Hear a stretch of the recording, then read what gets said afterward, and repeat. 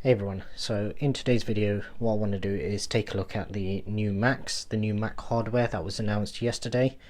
So this is obviously the last Apple event of the year, and basically the M1 chip was pretty much unveiled, and obviously it was these three models that it was introduced into. So basically what I want to do is just have a quick look at each, and basically I did want to wait, give it a little time to actually digest what was announced yesterday, because what I've noticed obviously down the years of watching these kind of events is Apple are great at pulling you in and almost forcing you to buy their products with their marketing, which is second to none. But I think for most people, and for me in particular, down the years, whilst as I say, their marketing is incredible, certain products have just never appealed to me. HomePod, for example, the Macs, the MacBooks, all these kind of things, they've never appealed to me because I didn't have a need for them.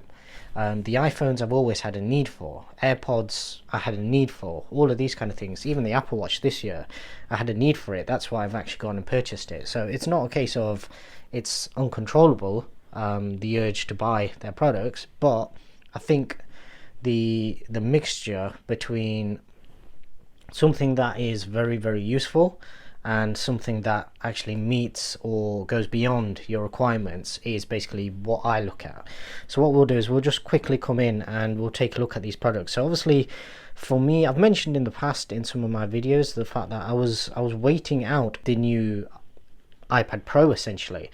I was hoping that the Air was refreshed, that we would also get a new iPad Pro, and the main reason for that is editing video. So the main things, the power use for me essentially is video editing. Photo editing I don't really go that deep into. I used to do just some basic apps on the phones, but even that I tend to, especially as the camera quality has improved, portrait mode has improved, all these kind of things, as advancements have been made, I've started to favor just natural look and trying to just capture a great picture straight out the camera with a little adjustment, maybe just in the stock app or in one of my photo editing apps. But the photo editing side of things, I was never really that interested in. The video editing is where obviously I've always been very keen on trying to find a way of doing things that I used to do on my PC, and previous PCs that I had with applications such as After Effects and things like that, where it was more complex than something, say for example like iMovie, but possibly not quite as complex as what they can do. So on my mobile phone using LumaFusion, it was just the perfect blend of everything that I needed it to do on a mobile device. So obviously initially when I started doing it, it was always on my iPad. This is the original iPad Air, so you're talking quite a few years old, and that kept me going for quite a while until the iPhones stepped up to 4K, and obviously that couldn't really handle 4K back then. I think eventually it got upgraded to handle 2K, but that's still pretty much useless to me. As soon as the iPhones upgraded to 4K, I wanted then everything coming out of it to be 4K as well. So bringing that round, obviously there was always this kind of inkling that I want to get the Pro, and basically when spec'd up, what I'll do is we'll go into iPads and I'll show you exactly what kind of spec essentially I would have been looking at. So I would have been going for the 12.9, probably the Space Gray. I would have gone for 1TB, and the reason for the 1TB on the iPad is because LumaFusion, which was the app that I would be using, doesn't allow you to edit video that is stored externally. So this is something that I believe the Macs, the MacBooks, the MacBook Pros, even the Apple Mac, the Mini, and obviously the Pros and everything like that, I believe they allow you to edit video that is stored locally or possibly on an SSD, whereas the iPad, especially using something like LumaFusion, yes, you can import video, photos, all media essentially. You can import anything you want, but in order to render that onto your timeline and then obviously to actually export it, it has to be stored on the iPad locally. And obviously in the past, I've mentioned that I've run into issues where if I had a lot of video, and I'm talking like a holiday video where I've gone abroad for a couple of months, and I've got tons and tons of footage, and I want to just compile all of that into one giant video that we can just sit down and watch years down the line. And I remember when we did go, and I had my iPhone 10 at the time, which was 256. And when I got back, obviously the 10s Max had literally just launched. It was actually announced the day I was flying back from Pakistan 2 years ago. And I remember I got back straight away, ordered the 10s Max. It came, and I had the 512 version. But the 10s, the 10 that I had couldn't actually compile everything.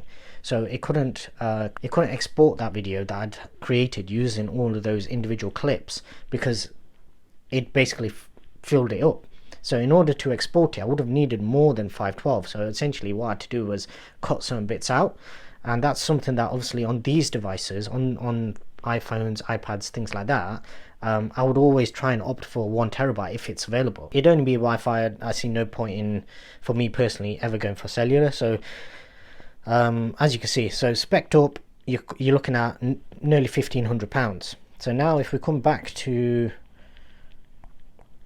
the Max, and to be honest, I wouldn't personally look at the normal Airs, but what I will do is I will come into here and we'll take a look at the pricing and everything of these, and I'll give my opinion. So obviously this is coming from somebody who's used Macs during my business purposes. So basically I've used it whilst at work, but I've never used it personally. I've never owned a Mac personally. Friends and family have, so I've had a little play about with it. I've also run virtual Mac software just for jailbreaks and things like that, never full-time or anything like that. So it's literally just run a virtual machine in order to basically use a particular jailbreak software that is only compatible with the Mac. So I have a little experience. I've never used Final Cut Pro. That was one thing that would actually draw me towards buying one of these essentially. But looking at the specs of both of these, and obviously this is why I said I needed to just step back and just evaluate, and there's a couple of things that stood out to me. So firstly, I don't know if they'll show it. Yeah, they do. So as you can see on both of these, I believe it's on both models. So this is obviously the entry level, which is a 256. Now, as I say, because these can access external memory,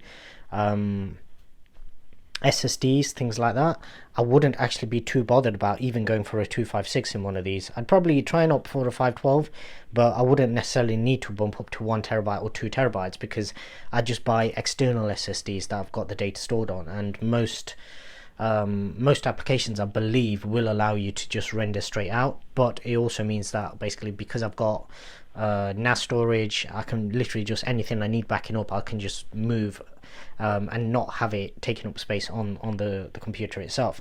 But both of these, obviously, we'll come into this one now. So this is the highest spec, and if you go, well, actually no, on this particular page it doesn't give you the option, but if you do go further, you can actually still buy the normal version, the Intel versions as well. Yeah, so as you can see, the 512 one still only comes with 2 USB-C ports. Now obviously this is the Air, so that's, I believe, is standard for those. If we do come into the Pros, then it's actually a very similar thing on these as well. So if we select this one and come into the gallery, you'll see on the left hand side, as you're looking at it, you have 2, and on the right hand side you only have a headphone jack. Now I do know that the 13-inch does come in 2 specs, so this is the highest spec in terms of the M1. And if we take a look at the gallery, once again you only get 2 Thunderbolt ports or USB type C. So that would be an issue for me, because obviously if it's only USB-C, then I would want more ports, if nothing else, just to have the flexibility of being able to plug in either side when charging. So that's the first kind of slight issue. The other thing is, obviously, with me wanting it purely for video editing, I would need to see how these actually perform. Now, the one caveat to that is we've already seen that the iPhone can handle HDR video that the iPhone records. So the iPhone 12 records Dolby Vision in HDR10 on a base layer of HLG, hybrid log gamma, and then it has Dolby Vision metadata basically added on top, which is dynamic metadata. So it fluctuates, it changes scene by scene or frame by frame. HLG itself is just a standard, so that's basically it will take a base reading, and it'll determine where your brightest point is, and it won't then go any higher and it won't go any lower. That's why most people who watch HDR on cheap TVs, so for example on my TCL TV, that is a 4K HDR TV, but the HDR performance is rubbish compared to my LG C9 OLED, simply because HDR10, HLG, all these kind of formats on their own aren't very good. The TCL doesn't support Dolby Vision, and it doesn't support HDR10 Plus, which is pretty much only Samsung using that particular format. But Dolby Vision is dynamic, so obviously it means that you've got scene by scene brightness, shadows, everything. It just gives you a much more vibrant, it gives you a more impactful picture. Now, in order to edit that footage, most people have found that partly because software just hasn't caught up yet, but also partly because of the type of image and file it is that's being imported. So what I'm hoping is that these particular devices, obviously we've seen the iPad Air can handle the new iPad Air, the 2020 version that's just been released with the A14 chip inside it.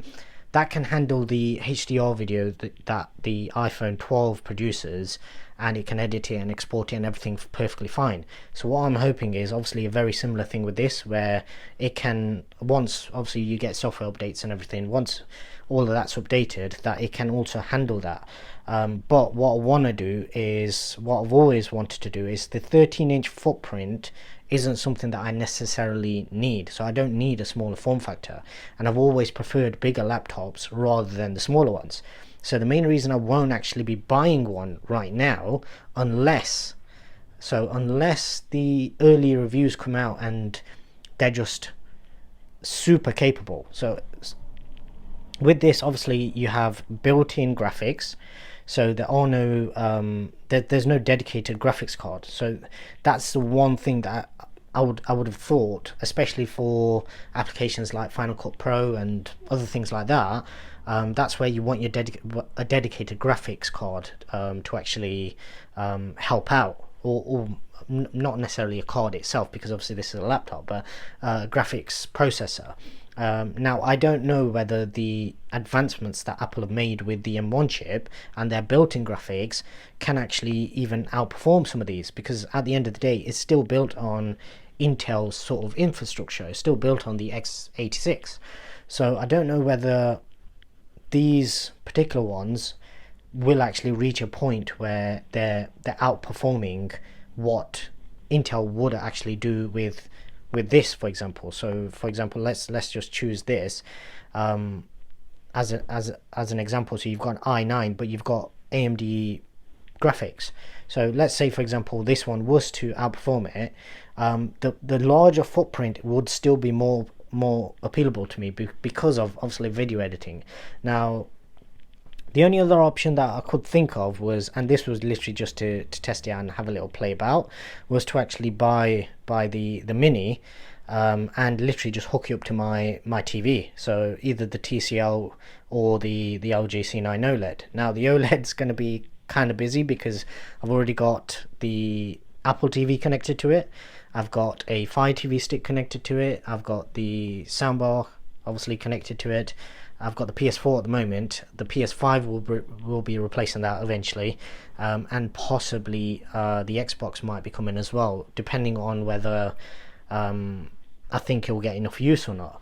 So obviously the ports on the C9 are going to be kind of occupied, but thankfully because of the soundbar that I've got, I can actually have 5 devices connected to my TV, because I can actually connect 2 to the soundbar and then 3 straight to the TV.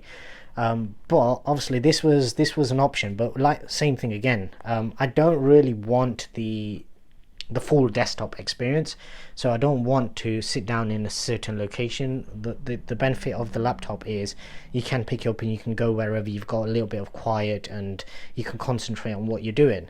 The flip side is obviously bigger screen, and you don't have to run any wires because it's always plumbed in. So obviously if I connected it to my TV, it would literally just be there. The other thing with this is obviously the price as well. So for the price of, so if I was to go for one of, let's say for example I was to go for a 13-inch, between these two,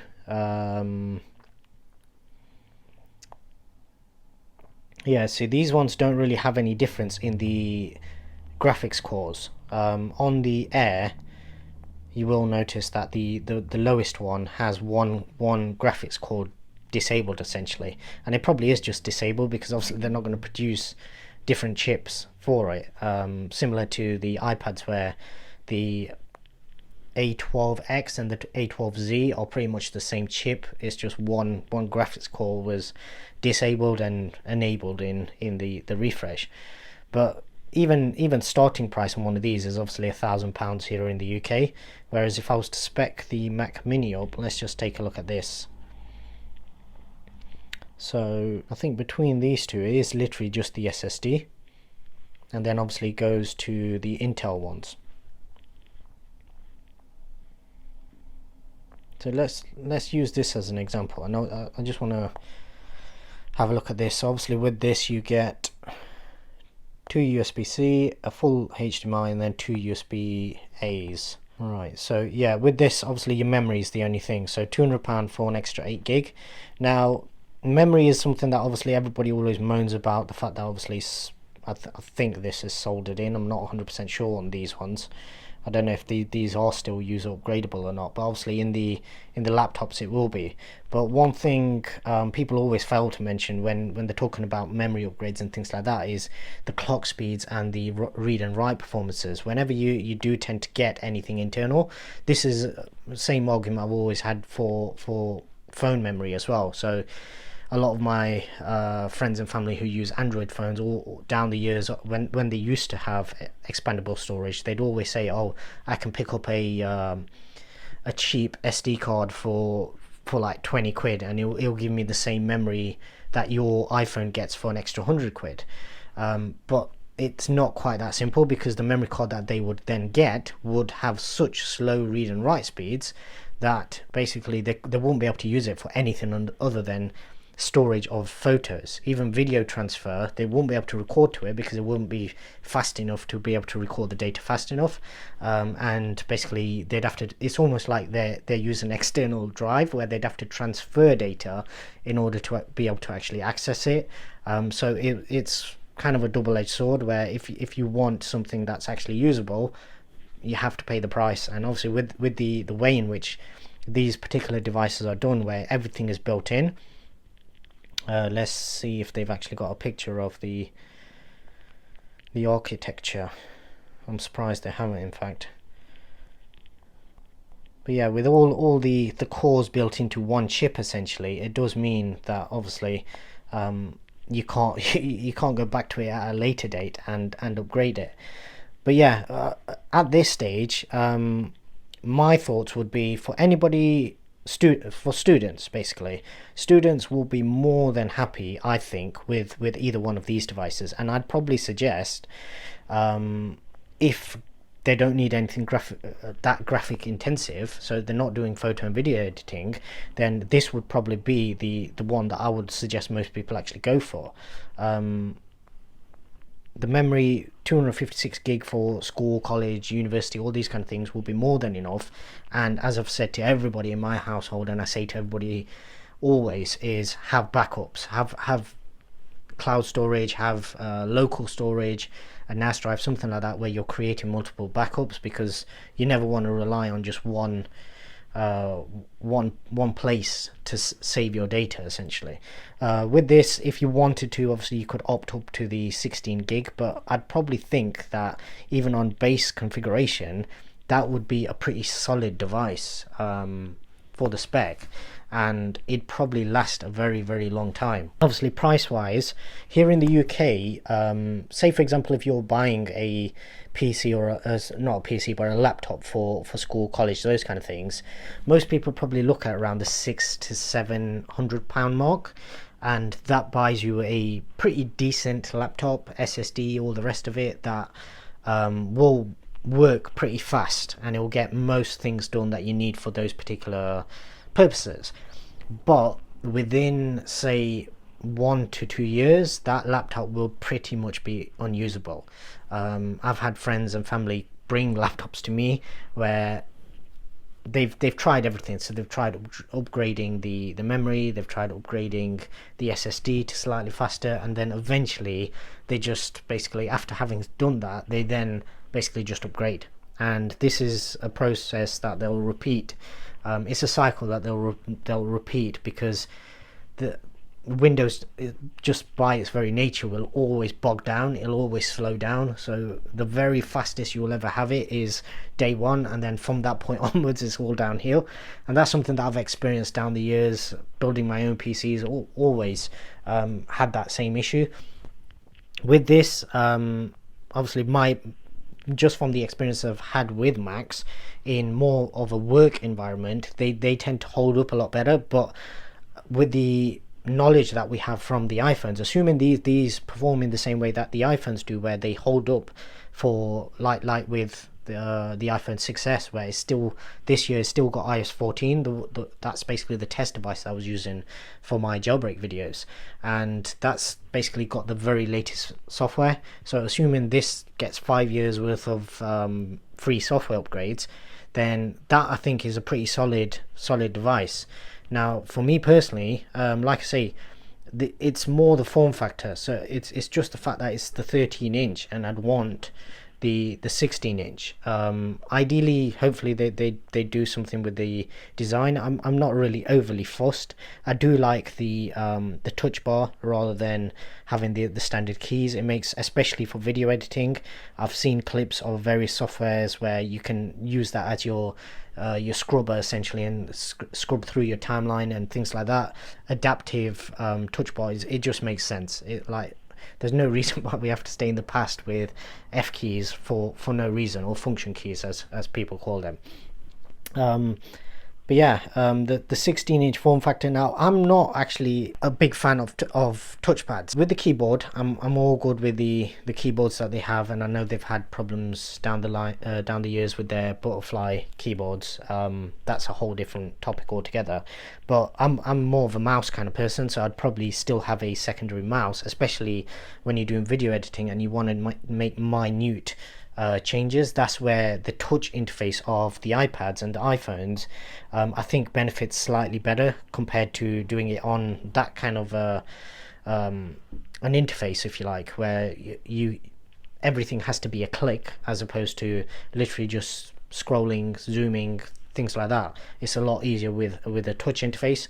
But in terms of the actual work environment, I think the 16-inch would be a better buy for me personally, and if I was to go for one, that'd probably be the one I'd go for. Now, looking at the price of that, obviously the iPad was priced up to roughly around £1,500. If obviously once you're looking at £1,500, and assuming these things do turn out to be really, really good and can basically handle everything you throw at them within reason for video editing, then possibly somewhere down the line I may look at one of these. Between these two, so you've got 8 gig. Yeah, so between these two, so you're talking an extra £300 for double the storage. For me, obviously the RAM would be more important, so it'd come down to $16.99 for, but obviously I would add on Final Cut Pro because I've never actually purchased it, so that I would be adding on. So you're looking at a total of nearly 2,000 compared to, let's spec this one up with the same thing. And obviously the The Final Cut Pro would literally just be a one-off, so that's an extra cost, if you like. So in terms of the actual two, no, leave that. So let's just take Final Cut out of the equation. So £1,500 for that, and let's have a look at this one again. So 16 gig, and that one be basically $16.99. So in terms of price difference, obviously there's not a massive difference, but it then comes down to, obviously, if I was to go this route, then it's not an option where I don't use it. I do believe LumaFusion would port over, but if I had a device like this, then I'd want to make use of desktop apps. So this would be more in line with the price. Now, is it worth paying £500 extra rather than buying the Pro next year? So for example, around next March time, the new iPad Pro comes out and it's an absolute beast, and it handles everything you throw at it, compared to what this could possibly do. Now, that's obviously something that I'm going to think about, and depending on how the reviews come through, that's something that I need to weigh up. If for the sake of form factor and things like that, I have to go for the 13-inch rather than the 16-inch, simply to try and get the cost down a bit, because obviously this is entry level is $23.99. Now, I don't expect Apple's M1 or M2, whatever chip they end up putting into it, assuming they can do it. And the main thing with this would be dedicated graphics, so a secondary chip for the graphics. What I'd personally like to see is Apple put maybe their M1, or possibly develop an M2 where they have a secondary chip for dedicated graphics, which is a lot more powerful, and then basically just give you the option of having something that is really going to take on all of these devices, where basically you've got a lot more power when it comes to your graphics, obviously. And then the other thing would be your USB-C ports. So as you can see with these ones, you get 4 USB-C ports as opposed to just 2. Obviously that's something that, if once you get into video editing and things like that, you're going to be using a lot more peripherals, so that's where you'd want all of these kind of things to actually come in. There's loads of these kind of dongles and things out there that will actually, you can bridge it, and you can make more USB-C ports, more USB-A ports. You can add in SD card readers, all those kind of things, but ideally you don't want to be using something like that, sticking it into the side of the laptop every single time you use it.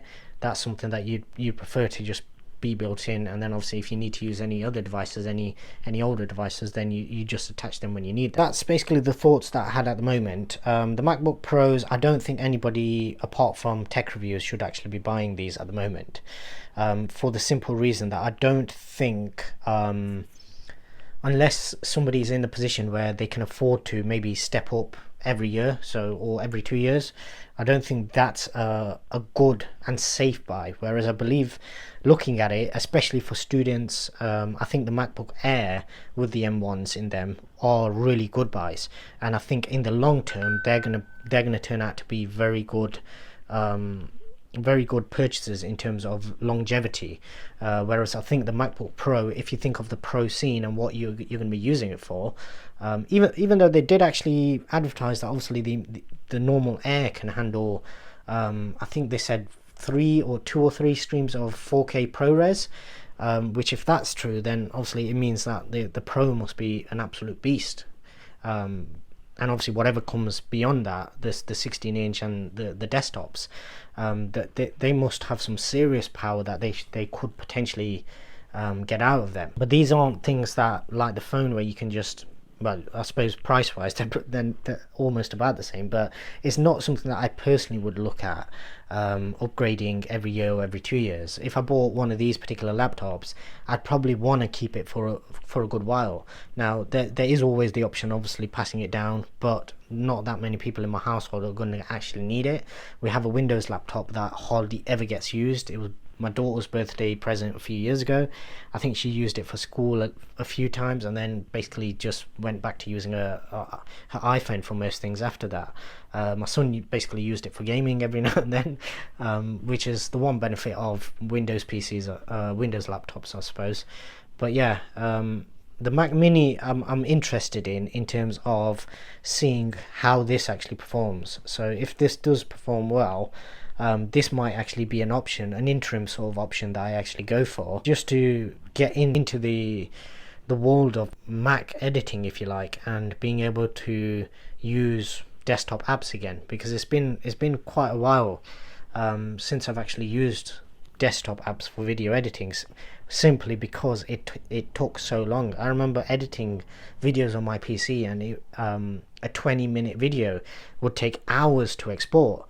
And then I'm so used to literally recording all these videos on my phone now, and within 20 minutes a 20-minute video will export at 4K 60, and that's something that I need all of these devices to be able to catch up to whilst using desktop apps rather than using mobile apps. Because the one thing a lot of people gloss over, especially with iMovie on the iPhone, is the exported video. Unlike LumaFusion, where you can export in whatever sort of bitrate you choose, so it gives you some set ones.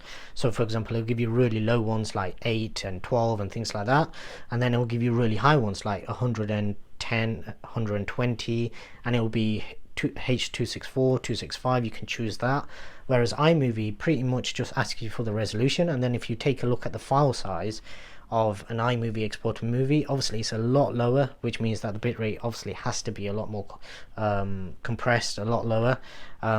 So the comparison isn't quite accurate when people do it through iMovie, but obviously LumaFusion is as close to a desktop app as you can get, but it just doesn't have those features where, in order to do something like motion tracking or something like that, it's all manual. Literally you have to set every single keyframe manually, whereas you want to get to the stage where basically these devices, obviously they have auto motion tracking, and that's basically what I want to make use of. But anyway, this video has gone on for a very long time, so what I'll do is I'll call it an end.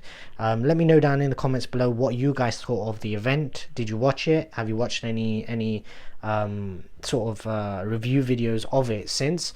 And if you are buying anything, let me know down below what sort of devices you're going for, what spec you're going for, and basically what you're hoping to use it for. So until the next one, thanks very much for watching.